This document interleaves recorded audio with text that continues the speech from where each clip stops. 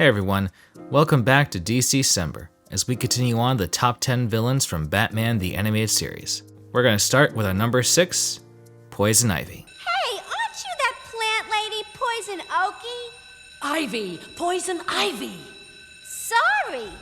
Apparently, according to our Watchtower Database comments section, responsible for many people's sexual awakenings. I understand. I can't say that was the case for me, but I understand. Poison Ivy is definitely not a typical kind of villain, whether it's for Batman or anyone else. Her goals are pretty much like with protecting the environment at any cost, even with human lives. And you can't really talk about her without talking about Harley, but she's kind of another character who I'd say who's kind of in recent years has swung more towards anti-hero, but I think DC's kind of like taking her back to her villainous roots these days. Roots? Like plants have roots? Pun intended. Until you get to the episode where she like kidnaps a man and his children and turns them into House and garden. making plant monsters like that. Yeah. Until then, everything she does is pretty justified. Like, big business is going to exterminate this plant. And she wants to, and she's going a little bit about it the wrong way by trying to murder them. But, you know, her heart's in the right place. Yeah, turning people into trees, that was quite something. But I think creating actual plant people, that's definitely going overboard. And not even just like a grudge, just stealing rich men's like fortunes. Yeah, and even the tree people one is even like, she shouldn't have turned them into trees, but they were doing really stupid, bad business stuff that was ruining the planet. Then she starts doing more like evil things, and it's like, okay, back off a little bit. I do love like that the DCAU gave us the group of Gotham girls, like the web series that came out of that.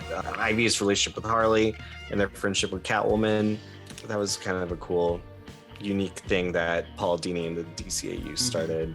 I feel like we didn't talk about, like when we were talking about Harley Quinn, we didn't really highlight her relationship with Ivy enough, because that is such a, I think, a special thing between the two characters that we see now in like the Harley Quinn animated series. The two of them have like gone full out, like open about their relationship, and you know they're the LGBTQ icons.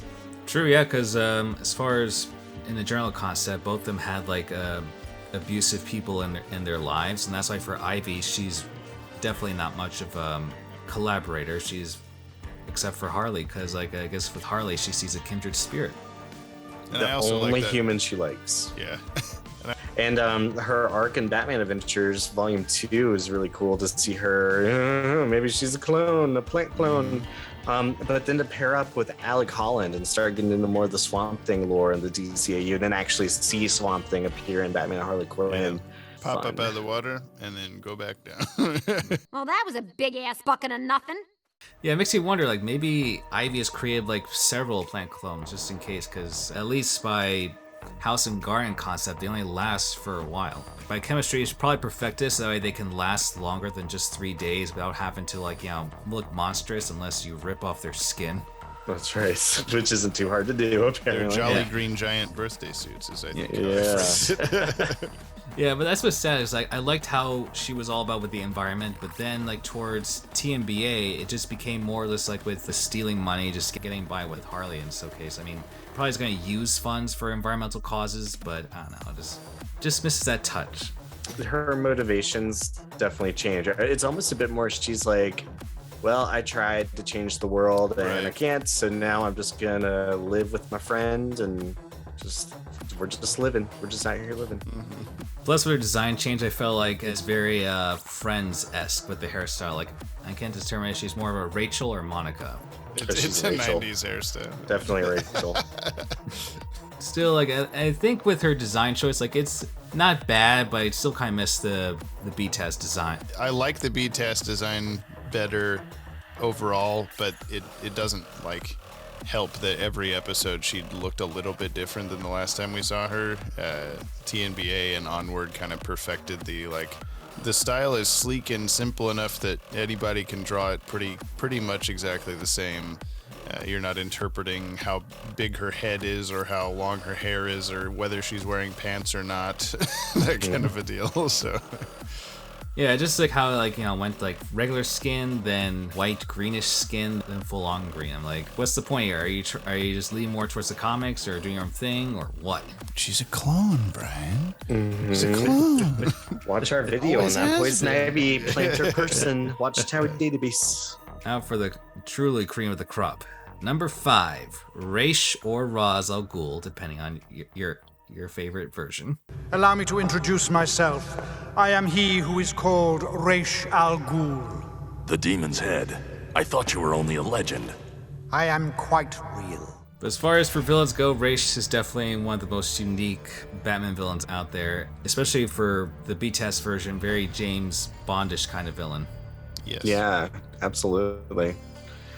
His episodes are always really epic. It's always like not into the world. It's similar motivations to Poison Ivy, where he just wants to create a better planet and views humanity as a blight that needs to, maybe if not get wiped out, at least like cleaned up, by his standards.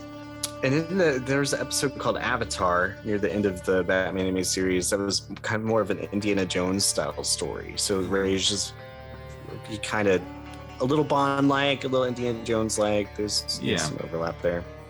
Archaeology focused. When you're an immortal who's like 600 something years old, Stuff's about to go down when he shows up. Like there's no question whether like this is gonna be a silly, goofy doo-doo episode. No, Raish al Ghul's here. I'm gonna have a lot of fun. This is gonna be a good one. Mm-hmm. And he's always tricking Batman into thinking that they're gonna be good guys, but nope. No. And he endures because he's also a big part of the I'm having a mind blank of the episode title, but the one with Jonah Hex. Is it Showdown? Oh yeah. Yeah, Showdown. He's a big part of that episode, and that's kind of a cool Jonah Hex is in the DCAU now, And then of course he comes back for the Demon Reborn episode of Superman the Animated Series, and that's an awesome team up episode. See Superman take on Raish al Ghul.